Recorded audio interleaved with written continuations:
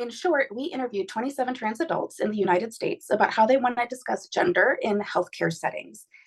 This included their experiences receiving primary care, specialty care, trauma care, and other experiences. So, specifically, we asked what influences trans patient decision making regarding sharing gender related information with healthcare providers, whether that be clinicians at the organizational level or healthcare systems. Two, how do patients want to be asked gender-related questions? And three, how does provider understanding of gender impact the patient's healthcare experiences? After analyzing the interviews as a research team, we identified four themes in the data. These themes were one, impact of provider behaviors, two, engaging in relational risk assessment, three, receiving affirming versus medically competent care, and last, how are you going to fit me in your system? The first theme focuses on individual providers. Participants spoke to some really, frankly, alarming experiences that they had in healthcare spaces. But they also shared experiences with incredibly affirming providers and providers who were in between, who were just doing their best. Since most participants were not healthcare providers themselves, several of them shared experiences where they weren't first aware of the medical relevance of the gender related information that was being requested.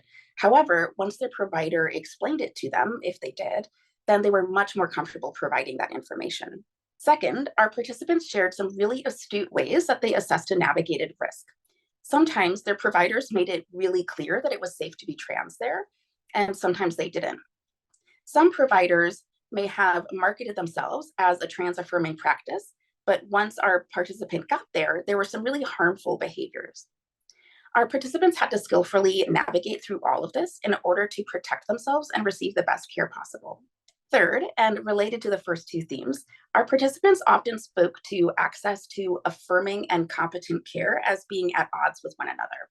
This was especially true for our participants of color, for our disabled participants, and for our larger bodied participants. These folks often had to choose between care that was competent and affirming and safe for them as a trans person versus care that was competent for them as someone who was a person of color, disabled, and or larger bodied.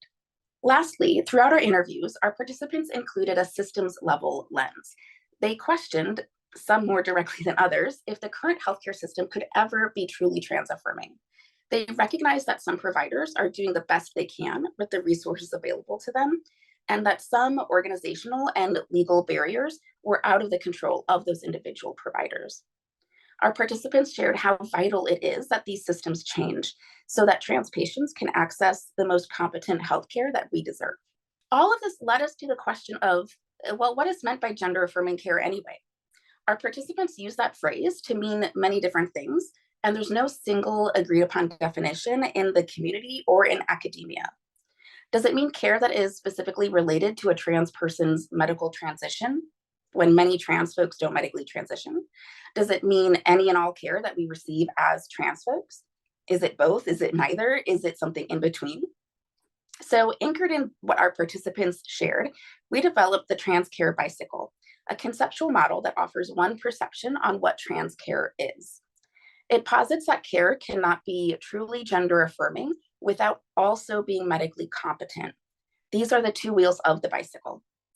The model also recognizes the role of systems that are in place, and that it's individuals or groups of people who steer these systems.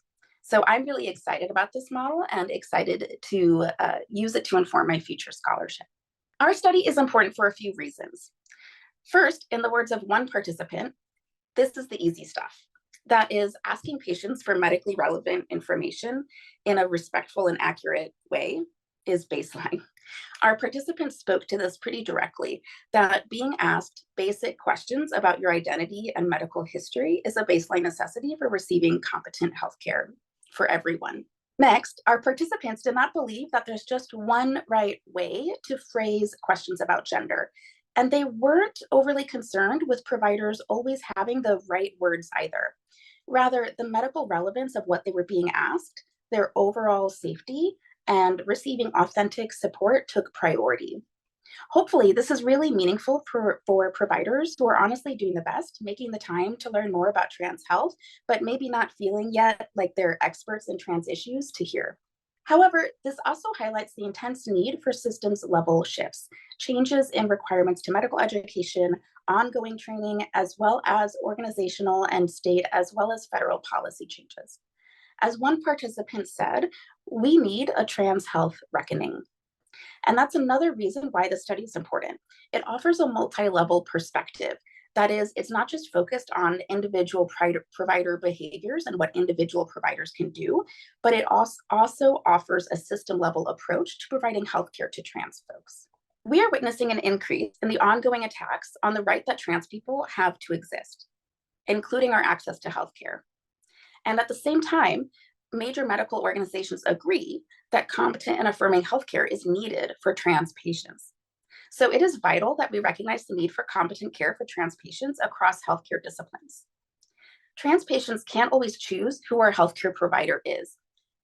That's especially true for folks in rural area, folks who need specialty care, or in trauma or emergent care situations. However, every healthcare provider can choose to work towards providing more competent and affirming care to all of their patients.